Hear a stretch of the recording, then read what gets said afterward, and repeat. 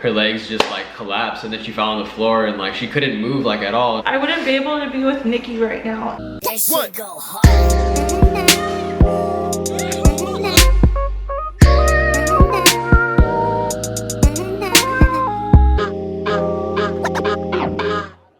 Hey guys, welcome back to our channel. So today we're gonna be doing something a little bit different. It's not gonna be one of our typical videos. We wanted to do something special for the month of May, in which you guys can already tell by the title. The month of May is Lupus Awareness Month. And the reason why we want to make this video is because I personally have lupus. So today's video, we're actually gonna dive into it and just talk about our experience of what it's like to deal with lupus while being in a relationship. So the number one question that I've always received is, what is lupus? The exact definition of lupus is an inflammatory disease in which the body's immune system attacks its own tissues. And lupus can affect different parts of your body, like your skin, joints, heart, kidneys, blood cells, and lungs. And there's currently no cure for lupus, and one of like the most troubling things I feel that goes on with lupus is that it's so hard to diagnose. So a lot of people can be living with lupus and be affected by it for a long period of time, and they won't even know that they have it, so they can't get it treated properly because it's so hard to diagnose. So my lupus journey started my senior year of high school. I ended up getting in touch with a doctor, and they started running a whole bunch of different tests on me. They had no idea what was going on, because when one of the panels that came back, my results showed that I was extremely anemic. My blood cell count was extremely low. My doctor actually came to the conclusion that I had lupus. So soon after, I found myself constantly in the hospital. I was constantly giving blood. I remember at one point I had to give blood every single week so they could keep track of my blood count. I had my first surgery that was kind of related to my lupus. So what the surgery was is they kind of took a whole bunch of cells from the inside of my uterus to test to see if they were cancerous or not. And the results came back really good, and they came back that they were non-cancerous. But I also, at that time, was told that I will most likely not be able to carry my own child. And they all told me the same thing. They said that I most likely won't be able to have a kid past the age of 30. And if I did, I would not be able to carry it. And if I tried to, that I would most likely harm myself, if not the baby, or I will most likely have a miscarriage. So now being 25, gonna be 26, obviously we've been together for 6 years. That's something that we want greatly, and it's something that is now affecting our lives tremendously, and it's something that we're trying to figure out as a couple. So fast forward, the first year of our relationship was amazing. Honestly, it was just fun. We were just having the times of our lives. We were just two young teenagers in love, and then bad stuff started to happen. So when you're dealing with a disease as serious as lupus, which is a disease that's taking over your whole life, you tend to do things to try to get away from this thing that's kind of taking over your life. And for me, I became extremely depressed. My friends and stuff, they knew that I've had lupus, and they would always, you know, applaud me at how brave I am and how like I do this so effortlessly without being sad. And little did they know, and everyone else know, that that was far from the case.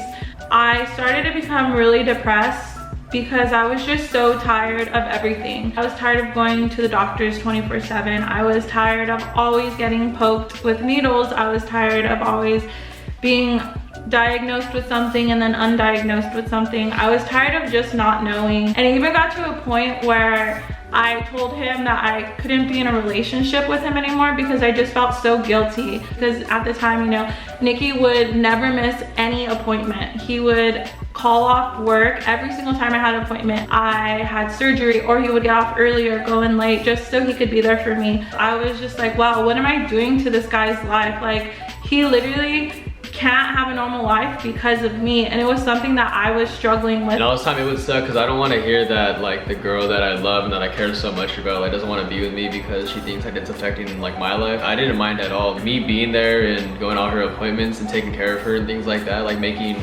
Epsom salt baths for her when her joints are hurting, like that's nothing compared to what she's going through. Like, she's going through this every second of every day, and it's like I want to be there to kind of help her as much as I can, because obviously I can't take her disease away. I can't take the pain away for the most part, but there's a bunch of things I could do, like be there for her. I was like Googling stuff all the time, like, you know, how could I make like this symptom better, that symptom better, you know, just stuff like that. And I don't know, I just wanted to be there for her because I mean, she made me happy, and I know that I knew that I made her happy, and I just wanted to make this whole process and this whole journey of hers like as least painful as I can.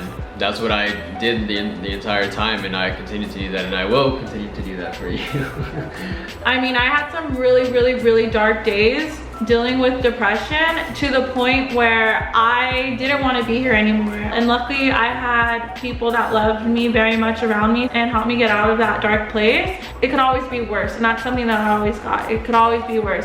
But you know, at the time, this was my worst. So it was extremely horrible, and my world was just collapsing at the age of 21. The reason why we wanted to make this video is because of this, because it was something that started to affect my life, but also affect my partner's life. The number one thing you need to do if you're dealing with someone that has depression or that has any type of disease is communicate. This is the holy grail of saving your relationship and getting stronger as a couple. There are many times I'd be so angry and so frustrated, and I would literally just take it out on him and not communicate that, hey, you know what, babe, today's really hard for me. Me as a partner, like, I wanted to know, like, you know, what are you pissed off about, what are you sad about, so I can be pissed off about it too, so I can be sad about it too, so that like I can be there for her to lean on, so that she knows that she's not feeling it alone. Whenever I would see her like hurt, or like, I'll just tell you a story real quick. We were in New Orleans for I was doing like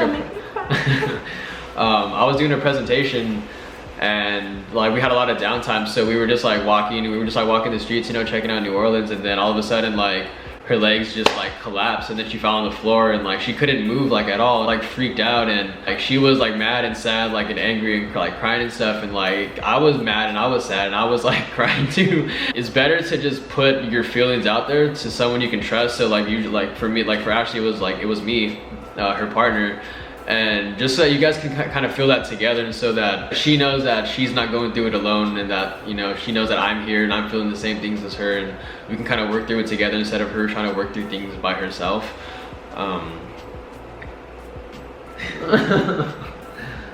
Yeah, it's just hard. I love you so much. Making me cry. No, it's really hard, and it's really frustrating, especially in today's society when you have social media and you have cyberbullying and you have so many children taking their own lives because they feel that they're not worth it, or they feel that their life is so horrible that they think nothing's gonna fix it. And it's so scary to think that I was one of them, and that I didn't want to be here. And if I would have took my life, I wouldn't have been able to, you know, kind of like, I wouldn't be able to be with Nikki right now and have this amazing relationship that we have. And you know, we're so strong. Oh my god. Woo! Whoa, my makeup is running. Hold on. Oh gee.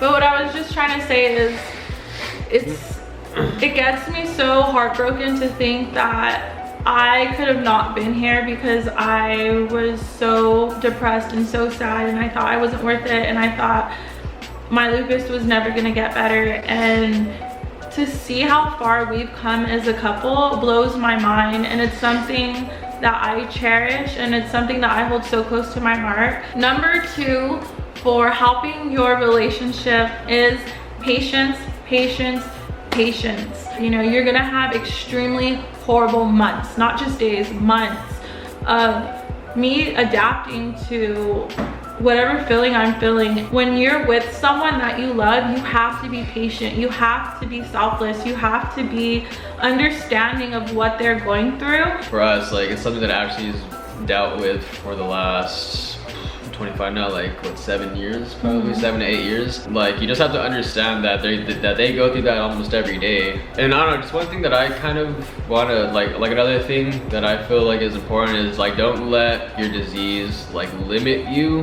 Like, don't think that, oh, like I can't do that because like I'm sick. You know, like Ashley's joints always, you know, they always hurt. You know, she's always tired. Those are just some of the symptoms that come with lupus. We went to Zion National Park in Utah. There's nothing to do there except hike. Our friends decided to do this crazy hike. It was like a 6-hour hike. So we were like, dang, like, should we do that? And then we looked at her, we were like, you know what, no, like, let's just do it. I mean, it was freaking hard.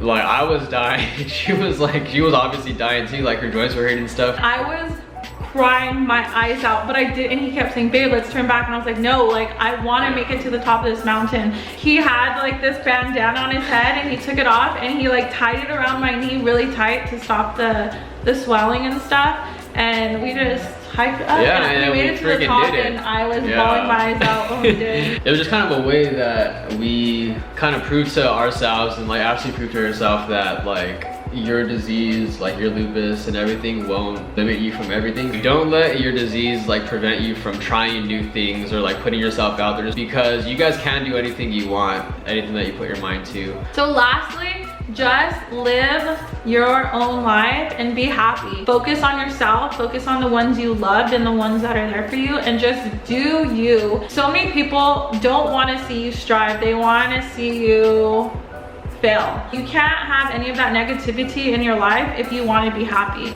Those tips that we've shared are tips that we found that has literally saved our relationship and has brought us to where we are today. We want to say that we're here for you. If you guys are ever depressed, you guys are ever sad, we are here for you. We are your support system, and you should never be afraid to ever open up to us and tell us your story and let us know what's going on in your life, because I understand and I've been there and I'm with you. Ashley obviously experienced it firsthand, but I was there along with her the entire time, so I know exactly what she was feeling, and I was able to kind of learn these, you know, I mean, like at first obviously I didn't know how to deal with anything, but I had to learn, and we've gone through pretty much everything together. And if you're not personally the one going through it, and if you're like the Nikki of the situation, how your partner is feeling these things, like, you know, come to us also, because there's someone that went through it and someone that was going through it with them. So we have like endless knowledge of how to deal with these things, like tips. Lupus is like such a broad disease, and there's so many different types of lupus. It's just such a mysterious disease. So if you want to learn more, go ahead and go to that website. I believe it's lupusawarenessmonth.org or .com or something, but I'll put it in the description. If you guys have any questions on what lupus is, more about my story, things to do to help it, just leave the comments down in the comment section, and I'll be more than happy to respond back to you. We just really wanted to kind of share our story with how we dealt with lupus and the depression that came along with lupus. I feel like just the more people that know about it, the more it could be put on like the world's radar, and the more people could be aware of, you know, what these people are going through. I just want to let you guys know that you guys are amazing, and you guys are worth it. For any of you guys that are watching this and they're feeling these, you're worth it. Just know that there is a better day coming for you. You are enough for this world. But we love you so much, and thank you guys so much for watching this video. So go give your loved ones a big kiss and a hug, and tell them that you love them and appreciate them so much. So thank you guys so much for taking the time to watch this. We really appreciate it more than you know. Just share this with as many people as you can, because that's what we want to do. That's what we're here for. We just want to help people get through some of the issues that they're trying to get through. Yes. We love you guys. Yeah, we love you guys much.